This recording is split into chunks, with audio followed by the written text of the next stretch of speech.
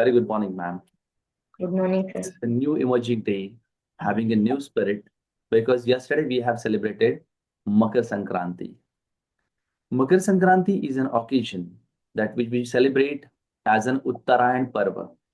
Basically, in the state like Gujarat, people are just celebrating this particular event as an Uttarayan Parva. Uttarayan is one of the occasion, basically, which is related with Bhishma Pitamaha. When the Bhishma Pitamaha has got a nirvana or left this earth, right? When he passed away, basically Bhishma Pitamaha was a person that who was having a great amount of right that when to get die, it was in his hand, right? We can say Chiranjeevi. These kind of people were Chiranjeevi. And it was in their hand that when they want to leave this earth. So Uttarayan is one of the occasion that on which that Bhishma Pitamaha has left himself from this earth. He just passed away. And this is what again that our sun is getting enter into the Makar. So we are just celebrating this Makar Sankranti. And from this day, the day schedule is getting increase the slots of it. Right. दिवस हा तिळाच्या कणाकणाने वाढत जातो असं आपण काहीतरी ऐकलेलं आहे नक्की याच्याबद्दल. मूळतः जर पाहायचं झालं तर या दिवसापासून थंडी कमी व्हायला लागते असं पण आपण अनुभवतो आणि शरीराला आता आपल्याला गरम पदार्थांची जी आवश्यकता आजपर्यंत होती ती कंपॅरेटिव्हली कमी लागते. आता माणूस थंड पदार्थांकडे आकर्षित व्हायला लागतो या पिरियड पासून. So we have celebrated the Makar Sankranti. Even many of the people just enjoyed the kite flying and everything. Yeah. So it was like this. Later we find that we will start the session with practices. As till today, we have just covered up all the kind of tenses, right? It was Okay. basically an important part to get know the kind of logic and technique behind it. So we have covered up it. Fine. So here I'm Yeah. just going to ask you a few questions at initial level for the next 5 to 7 minutes. And later on, we can just continue with the next part. Okay? All right, Yes, sir. please.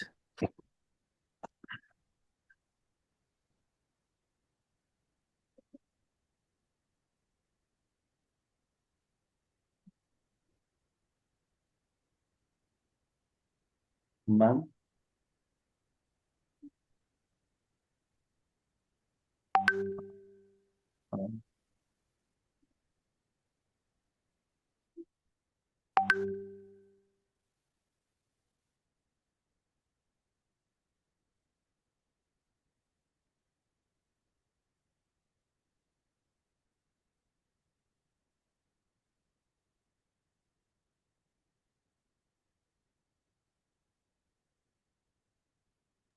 आम्ही त्यांना बोलावलेलं होतं.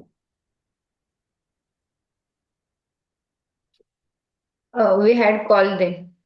Right. ती काल इथे नव्हती. She was not here yesterday. Right. आम्ही त्यांना नक्की बोलू. We will call them. नक्की बोलू. We'll call them. We will be calling them. नाही, आम्ही त्यांना नक्की बोलवू.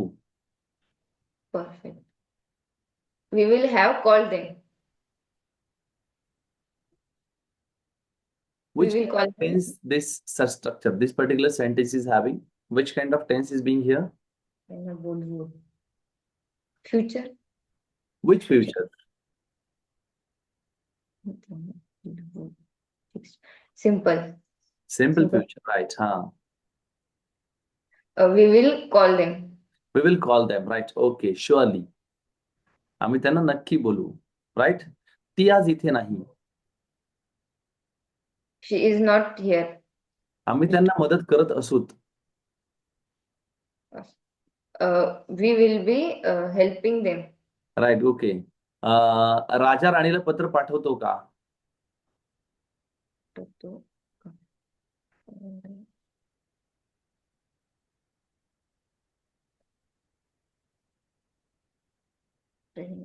राजा राणीला पत्र पाठवतो का? have टेन्स कुठला आहे? प्रेझेंट कंटिन्युअस प्रेझेंट कंटिन्युअस नाही. नाही. राजा राणीला पत्र पाठवतो का? राजा राणीला पत्र पाठवतो का?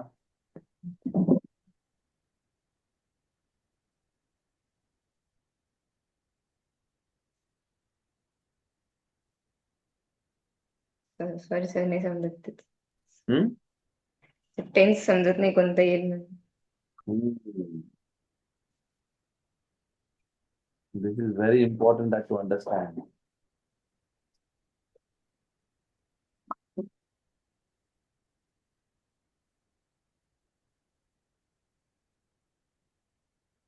राजा राणीला पत्र पाठवतो का? जेव्हा निगेटिव्ह क्वेश्चन्स अशा काहीतरी विचारलं जातं ना, तर त्याचं क्वेश्चन असेल तर त्याचं अफर्मेटिव्ह करून पाहायचं. पाठवतो का सोडून द्यायचं. पाठवतो, सिंपल प्रेझेंट टेन्स. पाठवत आहे का, का काढून टाकायचं. पाठवत आहे, प्रेझेंट कंटिन्युअस टेन्स. हे इंडिकेशन प्रोसेस आहे की ज्याने आपण आयडेंटिफाय करू शकतो ह्या प्रोसेस प्रॉपरली. राईट. सांगा, राजा राणीला पत्र पाठवतो का?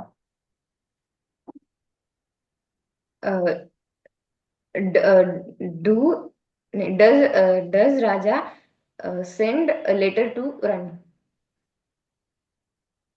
Does raja send letter rani. Right, बरोबर आहे. मग डज किंग आणि क्वीन पण आपण वापरू शकतो. ओके, फाईन, नक्कीच. पुढचं वाक्य, माझ्याकडे आज वेळ आहे म्हणून मी इंग्रजी बोलण्याचा सराव करत आहे. Today I have time. Right. म्हणून मी इंग्रजी बोलण्याचा सराव करत आहे. Today I have time, so I करत आहे.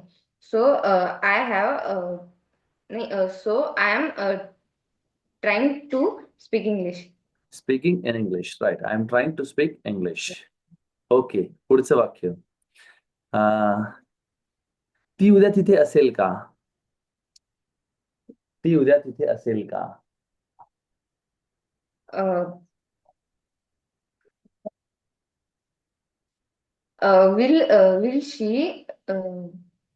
Will she is there tomorrow? Will she be there tomorrow? Right. Will she be there tomorrow? Right. I had been there yesterday. I had been there yesterday. मी काल तिथे होते. मी काल तिथे. हे वाक्य लिहून घ्या, तुमचं झालेलं नाही. I had been there yesterday.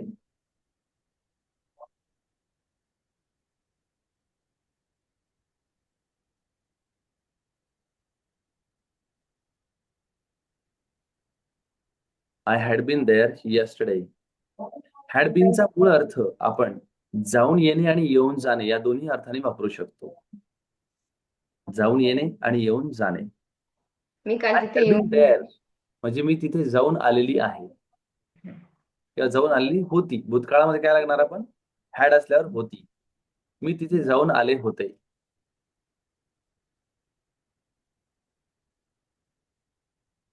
त्याच्याकडे अजून एक वाक्य लिहून घ्या. She had been here.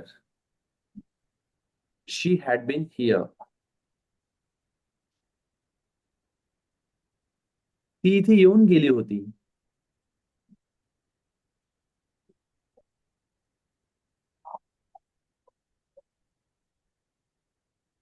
ती इथे येऊन गेली होती.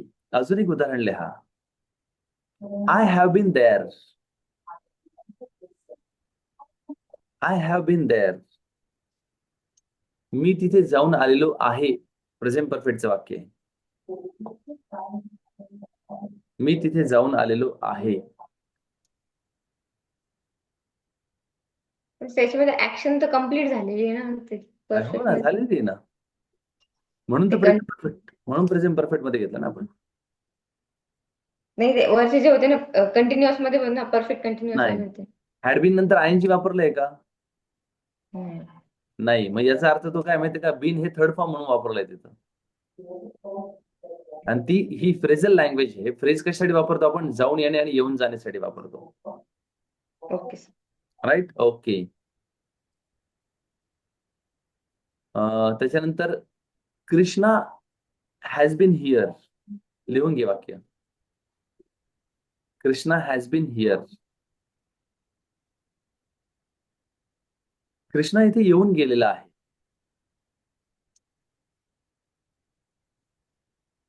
कृष्णा इथे येऊन गेलेला आहे.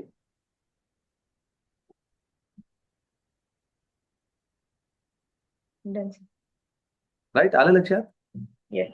जेव्हा ती ऍक्शन पूर्ण तर झालेली आहे, परंतु जाऊन येणे आणि येऊन जाणे या फ्रेझलसाठी, या गोष्टीसाठी आपण बीनचा वापर या पद्धतीने करू शकतो. आणि युजली पाहायला गेलं तर बीन नंतर आपण आयएनजी कधी लावतो? परफेक्ट कंटिन्युअस टेन्स मध्ये. Present perfect continuous, past perfect continuous आणि फ्युचर परफेक्ट कंटिन्युअस याच्यामध्ये आपण ते करत असतो. Okay, right. पुढचे आता काही जॉईंट स्टेटमेंट. जर कृष्ण आला तर सुदामा जाईल. कृष्णा आला. If Krishna comes, then Krishna comes. Sudama will leave. Sudha will be go नाही, Sudama will go. Yes. Sir, I tell Sudama will leave. Leave. Leave. Okay, right. Sudama will leave. चालेल, काय हरकत नाही. Next. I had some patience. माझ्यात पेशन्स माझ्यात patience आहेत. होते sir, होते. I had some patience. So I got a reward. त्यामुळे माझ्यात पेशन्स होते, त्यामुळे मला रिवॉर्ड भेटला. मिळाला. Right. Okay.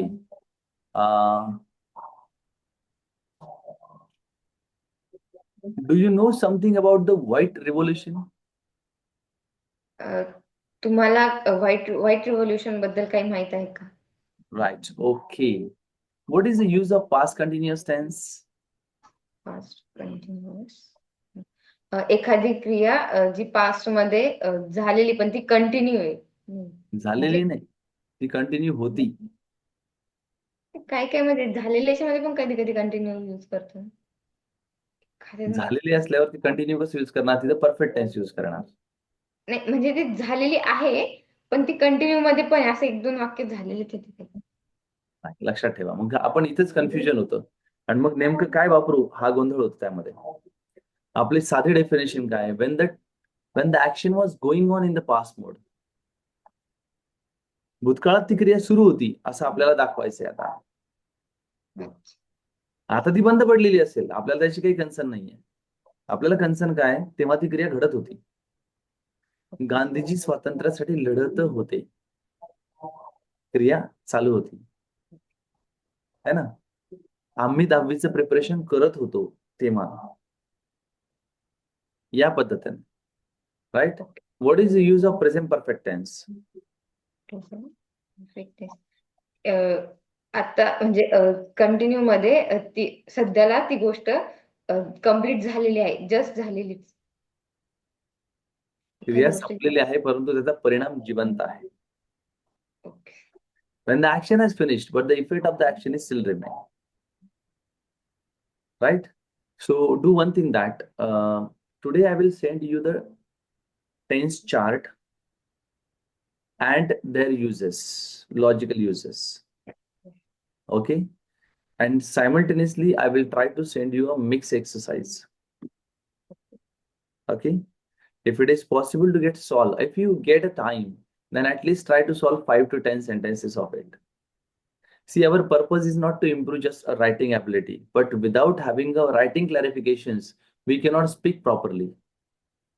So this kind of things are really important. I'm not just concentrating on the grammar that I don't want to just go for, but you must know at least the logical uses of it properly.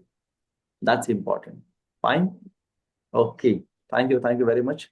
I will just go with the next session. Fine, please.